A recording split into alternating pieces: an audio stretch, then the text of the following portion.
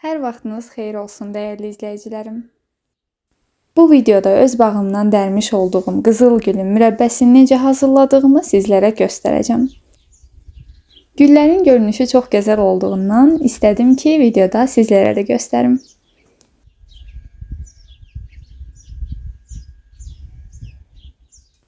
Gülləri bu cür qoparıram.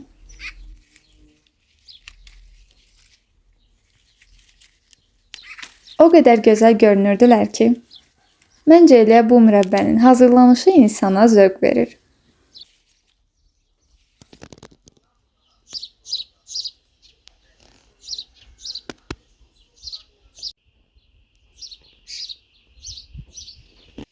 Qızıl gülləri belə bir səbətə yerləşdirdim. Sonra isə güllərin saplağını çıxarıram və ucundakı ağ hissəni qayçı yardımı ilə kəsib süzgəcə yerləşdirirəm. Bütün gülləri videoda göstərdiyim bu formada kəsirəm.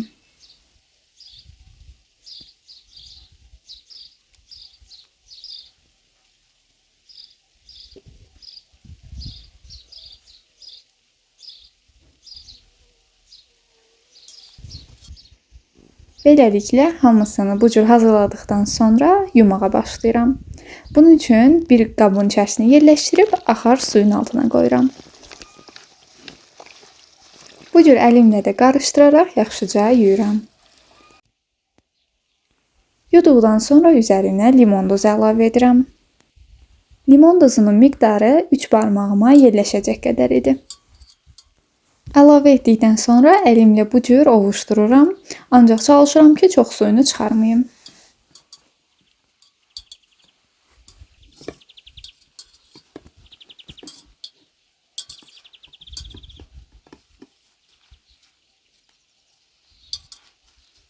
Ovuşdurduqdan sonra gülləri başqa bir qaba yerləşdirirəm.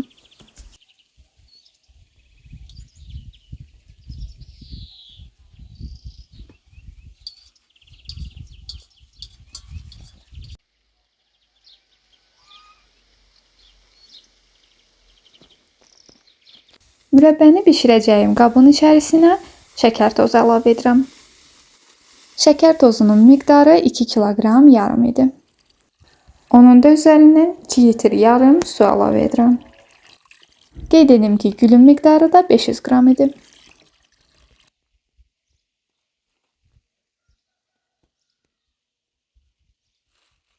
Ardından ocağa yerləşdirirəm. Üzərinə gülləri də əlavə edirəm və yüksək atəşdə bişirirəm.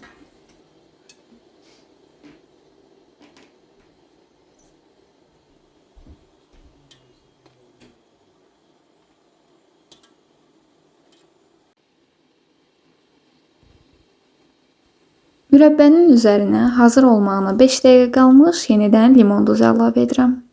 Bu dəfə isə miqdarı 2 barmağıma yerləşəcək qədər idi. Mürəbbənin hazır olub olmadığı necə müəyyən etmək olar?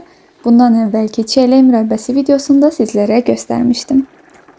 Elə indi videonun sağ yuxarı küncündə çıxacaq olan işarəyə toxunaraq həmin videoya keçid edib izləyə bilərsiniz. Bunun üçün bizə salfet lazım olacaq. Mürəbbə şirəsini salfetin üzərinə damcıladım. Əgər şirə salfetə hopmasa, deməli mürəbbə hazırdır.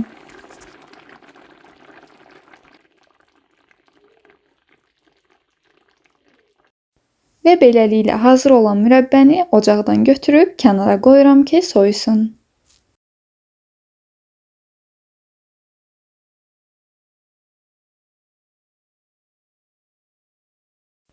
Videonun bu hissəsində isə mürəbbənin gözəlliyini sizlərə maksimum dərəcədə çatdırmağa çalışdım.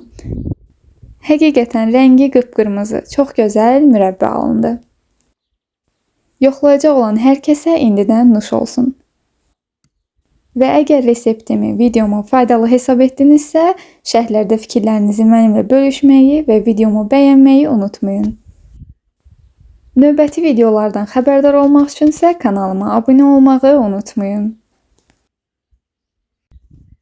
Növbəti videolarda görüşərik. Hələlik.